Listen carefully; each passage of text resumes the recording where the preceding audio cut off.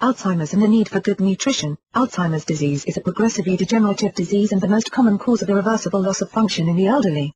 It affects every aspect of mental, physical and emotional function, in about 4 million Americans, with 10% of those inheriting the disease through a faulty gene. There are several theories about how and why the disease starts, but it follows a typical pattern for most people afflicted with it. Source: McLean, 1993. The progress of Alzheimer's disease begins with memory loss, next goes to the loss of the ability to communicate, and then leads to loss of the ability to handle daily activities which will eventually include eating and toileting skills. The disease rarely strikes before age 65 but then evenly strikes both genders and is the fourth leading cause of death, after heart disease, cancer and stroke. The disease becomes more prevalent with age.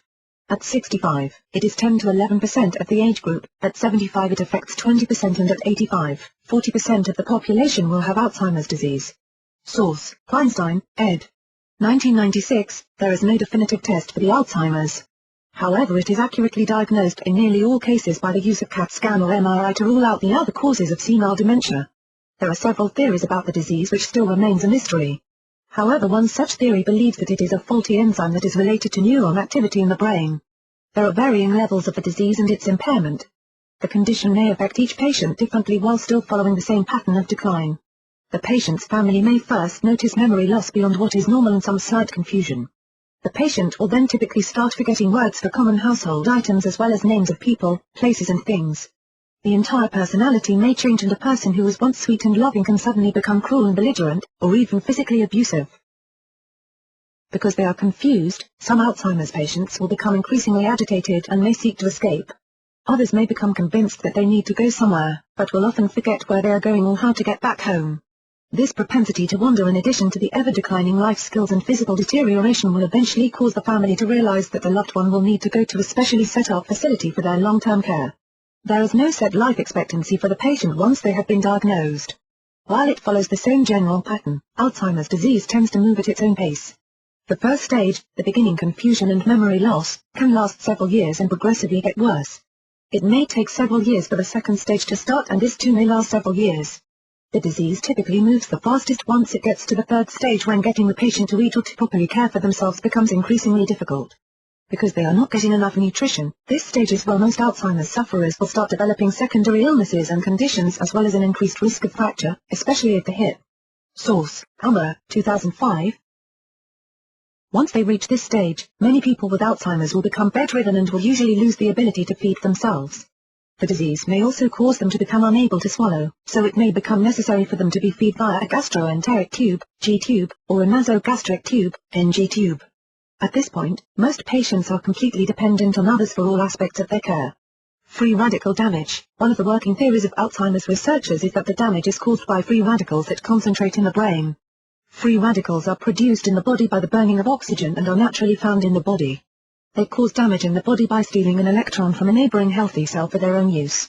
Free radicals are unstable and can be found anywhere in the body, including in the brain. While we all have free radicals in our body, there are some environmental factors that increase their presence, including smoking and secondhand exposure to cigarette smoke, pollution and alcohol. Poor diet may also contribute to free radical damage as does overexposure to the sun. A good diet that contains many of the antioxidant nutrients may protect the body from free radical damage. One of these, vitamin E, is suggested by many doctors. However, vitamin E can be dangerous in high doses and may interfere with the behavior and effectiveness of some medications, so it should only be added with the advice or consent of a doctor. A second nutrient, thiamine, may also be beneficial for improving the memory. Studies are being done on megadoses of the nutrient, but so far the results have not been phenomenal and the huge doses increase the risk of mild nausea.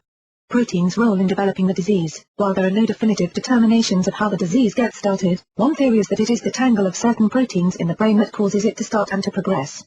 ApoE is a blood protein that functions to transport cholesterol through the bloodstream. In Alzheimer's disease, this protein also deposits more amyloid plaque compounds in the brain and may also cause it to harden there as well. People with the ApoE4 gene have 8 times more risk of developing Alzheimer's disease than those with only ApoE2 or ApoE3 genes. Source: Feinstein, ed. 1996. A secondary study suggests that it is zinc that creates and hardens amyloid deposits in the brain. Protein's role in caring for the health of the patient. One of the continuing problems seen in Alzheimer's disease is with appetite of eating. In many older people, the appetite starts declining while the need for continued good nutrition continues just the same. In the average adult below the age of 55, the need for protein stands at around 0.8 grams per kilogram of body weight. Once the person hits the age of 55 and older, the need for protein increases slightly, to around a full gram of protein per kg. However, because the person with Alzheimer's may not be eating correctly or may be forgetting to eat altogether, it may be necessary to supplement some or all of their nutrition in other ways. Using ProfectR, a liquid protein supplement from Protica, may be beneficial because it is fast enough to be consumed by the Alzheimer's patient and is small and portable. ProfectR provides 25 grams of protein per 100 calorie serving, a full day's worth of vitamin C and 10% of the daily supply of the B vitamins. It also has 0 fats and 0 carbs. Protein shakes may also be a good suggestion and may be easier to give than solid foods. As the disease progresses, many of the patients with Alzheimer's forget how to chew and to swallow solid foods, so sticking with liquid supplements may become necessary.